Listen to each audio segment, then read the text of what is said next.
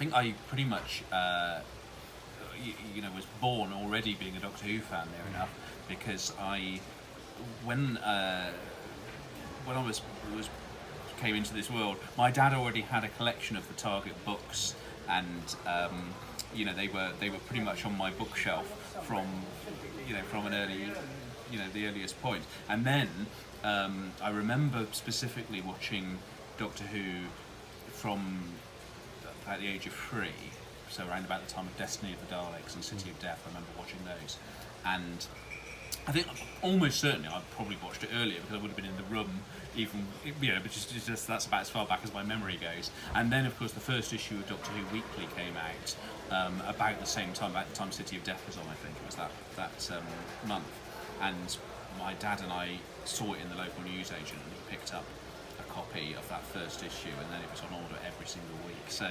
as I say, I was about 3 years old, and I just do not remember a time before loving Doctor Who. I always liked writing, and I always liked doing creative things and drawing and making my own little comics and things like that. But I don't think I'd ever really considered it as like a career until much later, because when I didn't study anything like that at university. I did maths and classical studies, and then I got a job working in insurance brokers for a while. But my very dear friend Paul Spragg, who's no longer with us sadly, but he'd been my best friend at school, and he'd got a job at Visual Imagination, which was a publishing company, and he was working on various sci-fi magazines and things like that, and so he was the one who suggested that I got a job there, when they had a vacancy that came up. So that's how I got into it, really. I initially just doing, sending out back issues and doing sort of odd little jobs like that, but I was soon writing bits for TV Zone magazine and Cult Times and magazines like that, and went from there. Well, obviously I'd always been a reader of Doctor magazine right from the very first issue, but in terms of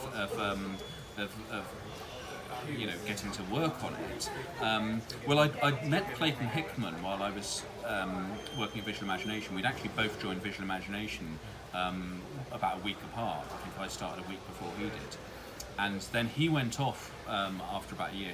He became the deputy editor of Doctor Who magazine. So when he became editor, he was looking for someone who could become his deputy. And I'd already expressed an interest. Should that come up, and it did come up, and it went from there. So it was an easy choice to make because it was slightly more money, and it was about Doctor Who, and when are you going to get a chance like that?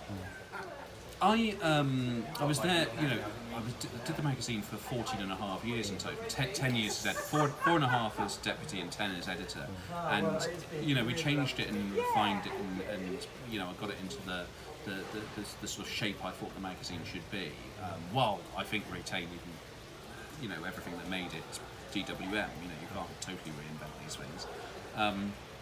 So I think by the time I sort of left it, I think I got that magazine into a nice shape. It's being specifically proud of things, I suppose.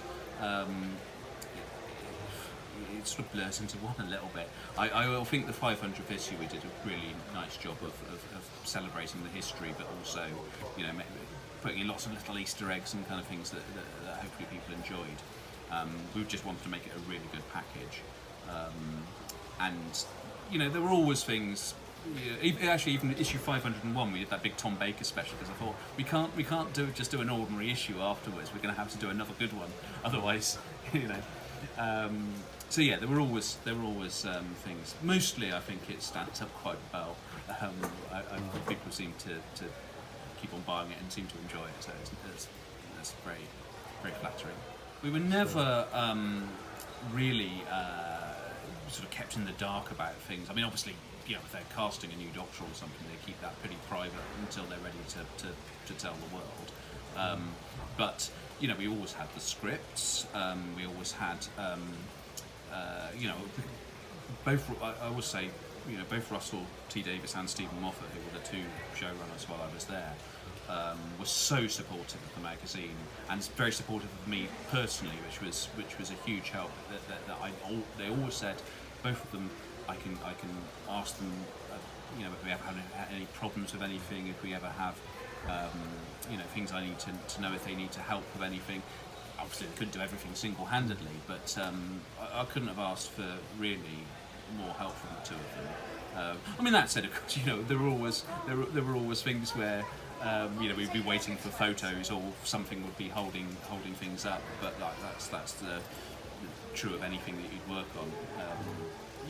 They certainly weren't secretive in that way, but you were trying to do. You were always trying to push it in a particular way, because we wanted to do as much as we possibly could, because that was my job, was to push it to can we do this, can we do that, and of course that's not their priority. Their priority is to make the show, so you can kind of compromise somewhere in the middle. I loved a bit when we could do something just that extra bit special. So we didn't do it that often, but a special photo shoot or something like that. It was nice. Both the 400th and the 500th issues, which I edited, we wanted to do something. So for the 400th issue, we got a special cover where David Tennant was going to be sort of reading the same cover that we were then going to put him on, so you had that kind of Drost effect. And then this similar sort of way for the 500th issue, we wanted to get Peter Capaldi to recreate that shot that Tom Baker had for the issue 1.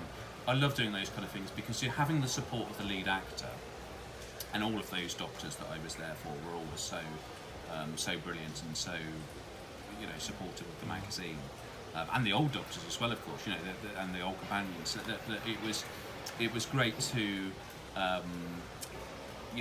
to have that vote of confidence, really, and that they would be game for doing it, because again, it wasn't their priority to do that. They didn't have to do it. There was nothing in their contract that said they have to help out Doctor Who magazine.